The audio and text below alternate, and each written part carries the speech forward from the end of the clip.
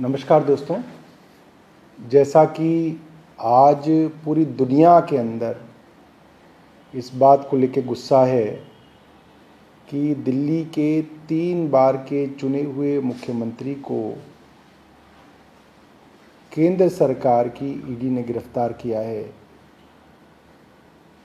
गिरफ्तारियां होती रही हैं राजनीति के अंदर, अंग्रेज़ों के ज़माने में भी गिरफ्तारियां हुआ करती थी, मगर जिस मानवीयता का अंग्रेज़ भी ध्यान रखते थे, सब देशों के अंदर जो न्यूनतम मानवीय मूल्य हैं, मिनिमम ह्यूमैनिटी है, उसका भी ध्यान नहीं रखा जा रहा। कल मैं वहीं पे था। अरविंद केजरीवाल जी की माताजी पिताजी लोग जो जाते हैं उनको मालूम है कि खुद बिना सहारे के चल भी नहीं पाते हैं। एक आदमी उनको सहारा दे के वॉक कराता है। 80-85 साल की उनकी उम्र है, 2 बच्चे हैं। आपने अरविंद जी को गिरफ्तार कर लिया, रात को आप उनको ले गए, परिवार अब घर पे है।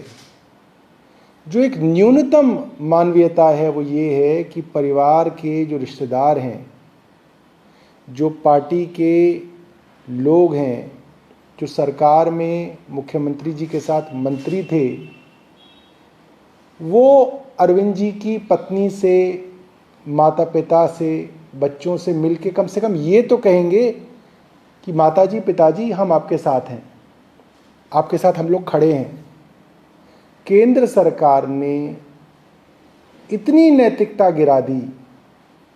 कल से अरविंद जी के परिवार को किसी से नहीं मिलने दिया जा रहा। क्यों?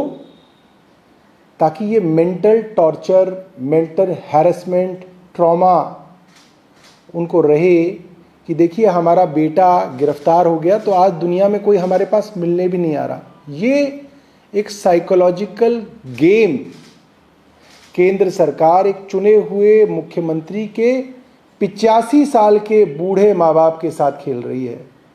मुझे लगता है कि इससे ज़्यादा शर्मसार करने वाली हरकत तो अंग्रेज़ों ने भी कभी नहीं की होगी। भगत सिंह भी गिरफ्तार हुए होंगे तो उनके माँ बाप जो है लोगों से मिल सके होंगे। दूसरी बात, बार बार कहा जा रहा है कि अरविंद केजरीवाल जी की जान को खतरा है। जो सरकार गैर कानूनी तरीके से बिना सबूतों के उनको गिरफ्तार कर सकती है, वहाँ अरविंद केजरीवाल जी की जान को खतरा है।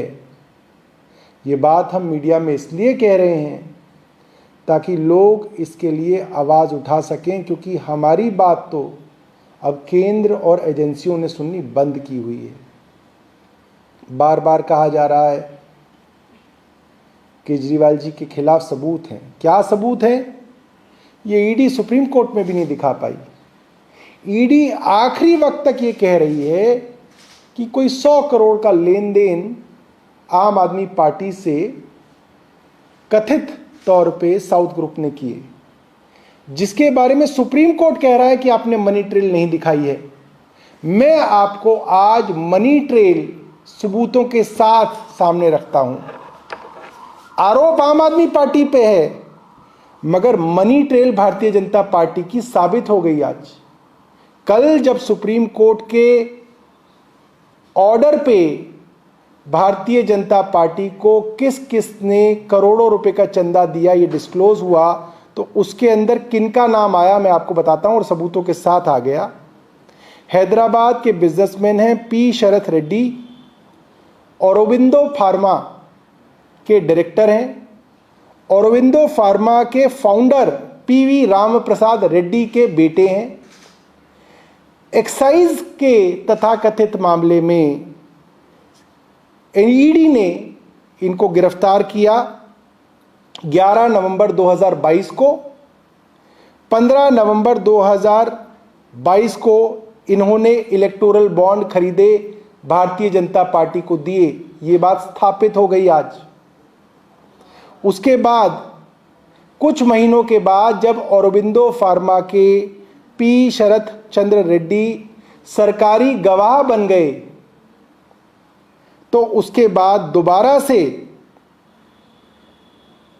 21 नवंबर 2022 को वो सरकारी गवाह बने और उसके बाद ही,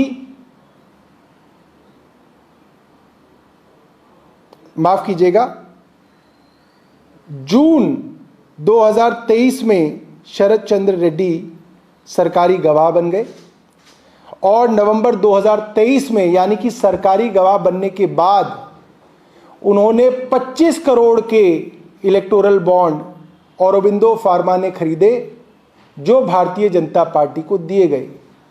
कहने का मतलब यह है, एक आरोप तो अरविंद केजरीवाल जी की आम आदमी पार्टी पे है कि मनी ट्रेल नहीं है, ईडी मनी ट्रेल नहीं दिखा पा रही कि पैसा आम आदमी पार्टी के पास आया। मनी ट्रेल तो भारतीय जनता पार्टी तक पहुंच रहा है, इलेक्ट्रॉनिक मनी ट्रेल है, साबित है।